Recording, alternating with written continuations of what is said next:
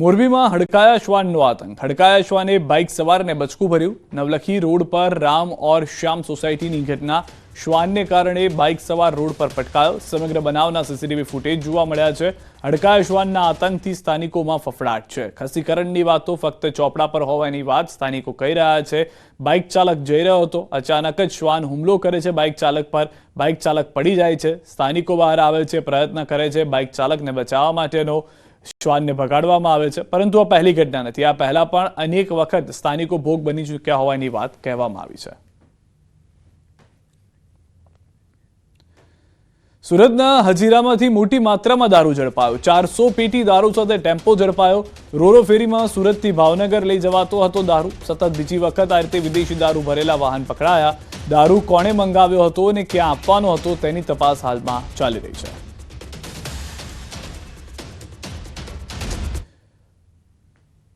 અને હવે વાત બેફામ રફતારની।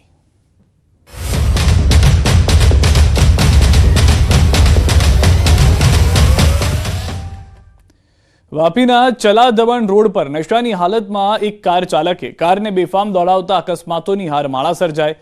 સૌપ્રથમ કાર ચાલકે એક રિક્ષાને ટક્કર મારી, જેના કારણે રસ્તા પરથી પસાર થતી મહિલાને ઈજાઓ પહોંચી।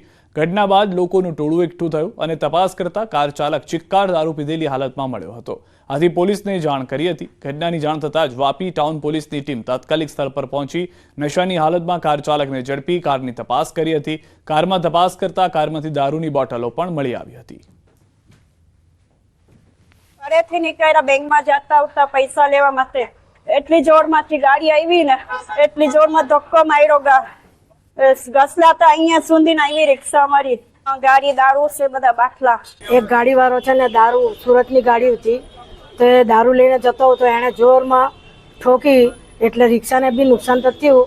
પણ હું છે ને તો અંદર ઘૂસી ગઈ રિક્ષાની અંદર, તો બધા ભેગા થઈને બધા લોકોએ મને કાઢી। અમદાવાદથી સમાચાર। દારૂના નશામાં કાર ચાલકે અકસ્માત સર્જ્યો। અકસ્માતના હચમચાવતા સીસીટીવી પણ જોવા મળ્યા છે। નશામાં BRTS રેલિંગમાં BMW ઘુસાડી દીધી। અમદાવાદના સેટેલાઇટ વિસ્તારમાં અકસ્માત। સ્ટાર બજાર 3 રસ્તા પાસે સર્જાયો અકસ્માત। કાર ચાલક રજનીકાંત અગ્રવાલ હોવાનું સામે આવ્યું છે। એન ડિવિઝન ટ્રાફિક પોલીસે ગુનો નોંધી આરોપીની અટકાયત કરી કાયદેસર કાર્યવાહી હાથ ધરી। टायर फाटी टायर फट गया, कैसे जाएंगे? नहीं ना गाड़ी कैसे चलाओगे? टायर फटा हुआ कैसे जाएंगे? और आ जाओ तब तक कोई कुछ नहीं टायर फट चुका है, गाड़ी हिलेगी नहीं यहाँ से। आपको कोई कुछ नहीं करेगा, कोई दिक्कत नहीं है। तब तक बाहर आके बाहर आराम से बैठो और बुला लो किसी को। नहीं बोले हम कोई कुछ नहीं करेगा। आप पहले कैसे जाए? गाड़ी देखो, हालत देखो, गाड़ी की हालत देखो पहले।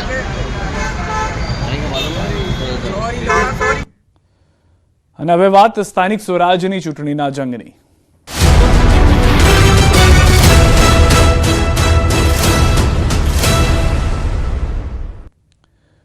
વડનગર નગરપાલિકામાં ભાજપ માટે સારા સમાચાર। ભાજપના 6 ઉમેદવાર બિનહરીફ થાય તેવી શક્યતા। વોર્ડ 2 માં જાગૃતિબેન જયસ્વાલ, આશાબેન પ્રજાપતિ, વોર્ડ 7 માં હેતલબેન પટેલ, ભાવસાર નિયતિબેન, જતીન દરજી, વોર્ડ 5 માં માલવી ચંદ્રિકાબેન થઈ શકે છે બિનહરીફ। બિનહરીફને લઈને ભાજપ અનેક નગરપાલિકાઓમાં પ્રયાસ કરી રહ્યું છે, જેમાં વધુ એક નગરપાલિકામાં સફળતા મળે તે પ્રમાણેના સમાચાર વડનગરથી પ્રાપ્ત થઈ રહ્યા છે। વડનગર નગરપાલિકાની ચૂંટણીમાં ભારતીય જનતા પક્ષના 28 ઉમેદવારી પત્રો માન્ય રહ્યા છે, જે પૈકી 6 ઉમેદવારો બિનહરીફ થશે એવી સંભાવના છે। સ્થાનિક ચૂંટણીમાં ઉમેદવારોએ માંગ્યું છે પોલીસ રક્ષણ। કોંગ્રેસ ઉમેદવાર ટેકેદારોને પોલીસ રક્ષણની માંગ। મોરબી હળવદ નગરપાલિકાની ચૂંટણીમાં કોંગ્રેસના આક્ષેપથી ગરમાવો। ભાજપ દ્વારા કોંગ્રેસ ઉમેદવારો તેમજ ટેકેદારો અને તેના પરિવારને ધાકધમકી, પ્રલોભન આપતા હોવાની પોલીસ મથકે અરજી। ભયનો માહોલ ઊભો થતા કોંગ્રેસના ઉમેદવારોને ટેકેદારોને પોલીસ રક્ષણ આપવા માંગ। કોંગ્રેસ દ્વારા હળવદ પોલીસ મથકે લેખિત રજૂઆત કરવામાં આવી। ગંભીર આક્ષેપો સાથે રજૂઆત થતા રાજકીય આલમમાં ગરમાવો। હળવદ નગરપાલિકાના જે કોઈ પણ કોંગ્રેસ પક્ષના ઉમેદવારો છે એમના સગા સંબંધીઓને, ટેકેદારોને અને ઉમેદવારોને ક્યાંક ને ક્યાંક ભારતીય જનતા પાર્ટીના આગેવાનો દ્વારા લોભ લાલચ અને ધાક ધમકી આપવામાં આવી રહી છે તેવી એક પોલીસમાં અરજી હમણાં થોડા સમય પહેલાં હળવદ શહેર કોંગ્રેસના પ્રમુખ દ્વારા આપવામાં આવી છે. ત્યારે આ ચૂંટણી આદર્શ આચારસંહિતા અનુસંધાને યોજાય અને કોંગ્રેસ પક્ષના આગેવાનોને અને કાર્યકર્તાઓને કોઈને દબાવવામાં ન આવે એવા પ્રયત્ન થાય